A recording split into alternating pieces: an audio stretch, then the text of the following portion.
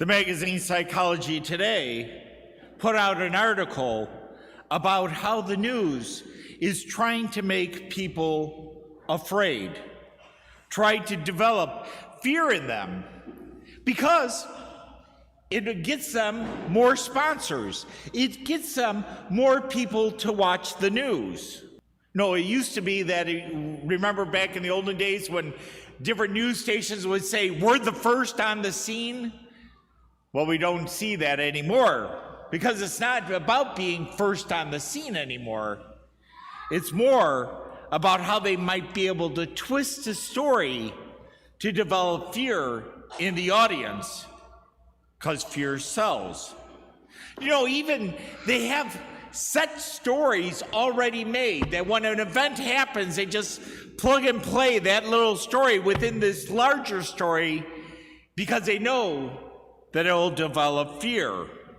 So many times we feel so much fear in the world because of what the news has presented to us. Don't we have enough fear in our own lives? You know, fear for our children, fear for our finances, fear for our health, fear for so many things.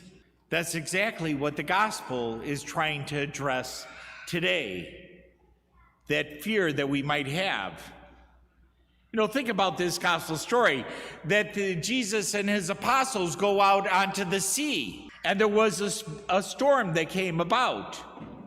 Now remember that most of those that were in the boat with Jesus were fishermen, and they'd probably been in a storm or two, but this storm was so bad that it made even these fishermen afraid enough to wake Jesus up to ask him to do something, that Jesus does.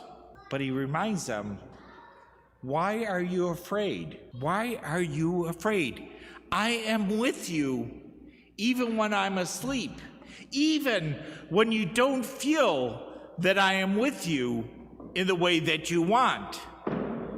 Why do you have fear?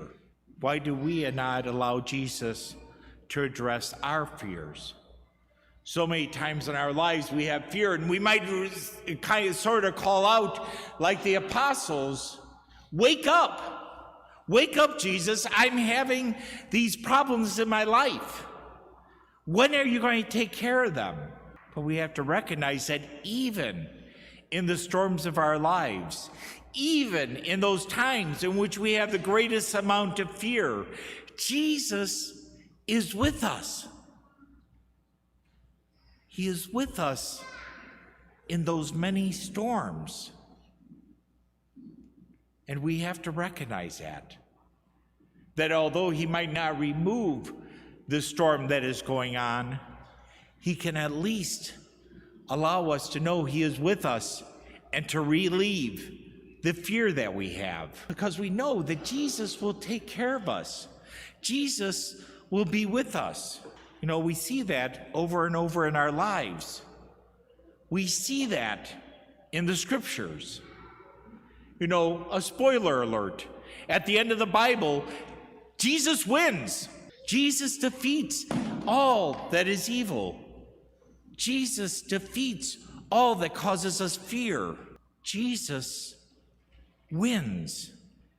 And so no matter what is going on, whether it is somewhere out in Kenya or in Germany or in Russia, wherever it might be, whether it be in our household, with our family or friends, our workplace, our school, whatever it is, Jesus is with us, and Jesus ultimately wins.